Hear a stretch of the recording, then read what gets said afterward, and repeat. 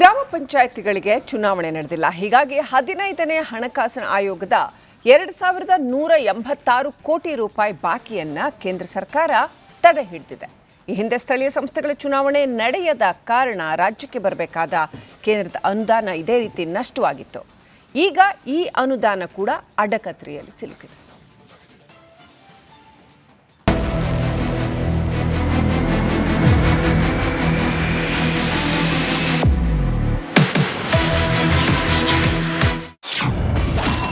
ಪಂಚಾಯಿತಿ ಅನುದಾನ ಕಟ್ ಮಾಡಿದ ಕೇಂದ್ರ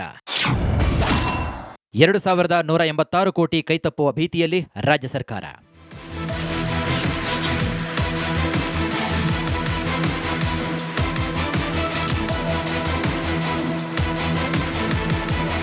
ಹದಿನೈದನೇ ಹಣಕಾಸು ಆಯೋಗದ ಶಿಫಾರಸಿನಂತೆ 2025 ಮತ್ತು 26ನೇ ಸಾಲಿನಲ್ಲಿ ರಾಜ್ಯದ ಗ್ರಾಮ ಪಂಚಾಯಿತಿಗಳಿಗೆ ಅನುದಾನ ನೀಡಲಾಗಿದೆ.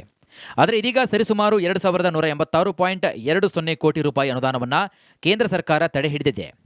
ತಂತ್ರಾಂಶದ ತೊಡಕನ್ನೇ ಕಾರಣವಾಗಿಟ್ಟುಕೊಂಡು ಕೇಂದ್ರ ಸರ್ಕಾರ ಬಾಕಿ ಹಣ ಬಿಡುಗಡೆ ಮಾಡದೇ ಇರುವುದರಿಂದ ಪಂಚಾಯಿತಿಗಳಿಗೆ ಸಂಕಷ್ಟ ಎದುರಾಗಿದೆ. ಮೊದಲೇ ಮಳೆ ಕೊರತೆ ಎದುರಿಸ್ತಾ ಇರುವಂತಹ ರಾಜ್ಯದ ಗ್ರಾಮೀಣಾಭಿವೃದ್ಧಿಗೆ ಈ ಅನುದಾನ ಬಾರದೇ ಇರುವುದು ತೊಡಕಾಗಿದೆ ನೋಡಿ.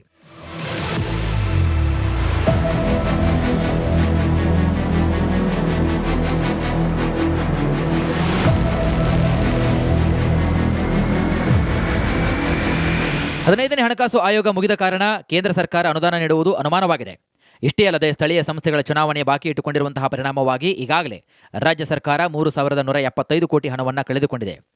ಈಗ ಗ್ರಾಮ ಪಂಚಾಯಿತಿಗಳ ಅವಧಿ ಇದ್ದ ಸಂದರ್ಶನದಲ್ಲಿ ಕೂಡ 2186 ಕೋಟಿ ಬಾರದೇ ಇರುವುದು ತ್ರಿಶಂಕು ಸ್ಥಿತಿಗೆ ರಾಜ್ಯ ಸರ್ಕಾರ ತಲುಪಿದೆ. ಮಾರ್ಚ್ ಒಳಗೆ ಸ್ಥಳೀಯ ಸಂಸ್ಥೆಗಳು ಅಸ್ತಿತ್ವದಲ್ಲಿದ್ದು ಈ ವರ್ಷ ನಮಗೆ ಮತ್ತೆ 2026-27ಕ್ಕೆ ಏನು ನಮಗೆ ಇವತ್ತು 16ನೇ ಹಣಕಾಸು ಯೋಜನೆ ಈಗ ಅದು ಜಾರಿಗೆ ಬಂದಿದೆ. ಈ 16 ಹಣಕಾಸು ಯೋಜನೆಯಲ್ಲಿ ನಮಗೆ 2400 ಕೋಟಿ ಏನೋ ಇದೆ. 2400 ಎಲ್ಲ ಸೇರಿ 18,000 ಕೋಟಿ 5 ವರ್ಷಕ್ಕೆ 18,000 ಕೋಟಿ ಇದೆ. ಈಗ ಪ್ರತಿ ವರ್ಷ ನಾವು ಚುನಾವಣೆ ಮಾಡಬೇಕಾಗತ್ತೆ. ಹೀಗಾಗಿ ನಾವು ಡಿಸೆಂಬರ್ ಒಳಗಾಗಿ ಎಲ್ಲ ಚುನಾವಣೆಗಳಂದ್ರೆ ನವೆಂಬರ್ ಒಳಗಾಗಿ ಮಾಡುವಂಥ ಎಲ್ಲ ರೀತಿಯ ಸಿದ್ಧತೆಗಳು ಮಾಡಿಕೊಂಡಿದ್ದೇವೆ. ಇನ್ನು ಗ್ರಾಮ ಪಂಚಾಯಿತಿಗಳ ಅಧಿಕಾರ ಅವಧಿ ಮುಗಿದಿದೆ. ಪಂಚಾಯಿತಿಗಳ ಚುನಾವಣೆ ಕೂಡ ಬಾಕಿ ಉಳಿದಿದೆ. ಆದಷ್ಟು ಬೇಗ ಪಂಚಾಯಿತಿಗಳ ಚುನಾವಣೆ ಮಾಡಬೇಕಾದಂಥ ಅನಿವಾರ್ಯತೆ ಕೂಡ ಇದೆ. ಯಾಕಂದರೆ ಜೆಡ್ಪಿ, ಟಿಪಿ, ನಗರಸಭೆ ಮತ್ತು ಮಹಾನಗರ ಪಾಲಿಕೆಗಳ ಚುನಾವಣೆ ಬಾಕಿ ಇಟ್ಟುಕೊಂಡು ಪರಿಣಾಮವಾಗಿ 15ನೇ ಹಣಕಾಸಿನ ಆಯೋಗಕ್ಕೆ ಬರಬೇಕಾದಂತಹ ಅನುದಾನ ಕಟ್ಟಾಗಿದೆ. ಈಗ 16ನೇ ಹಣಕಾಸು ಆಯೋಗ ಪ್ರಾರಂಭವಾಗಿದ್ರೂ ಕೂಡ ಇನ್ನು ಸ್ಥಳೀಯ ಸಂಸ್ಥೆಗಳ ಚುನಾವಣೆ ನಡೆದಿಲ್ಲ. ಇದರಿಂದಾಗಿ ವಾರ್ಷಿಕವಾಗಿ ಬರಬೇಕಾದಂತಹ ಕೇಂದ್ರ ಸರ್ಕಾರದ ಅನುದಾನಗಳು ಕಡಿತವಾಗುವ ಭೀತಿ ಎದುರಾಗಿದೆ.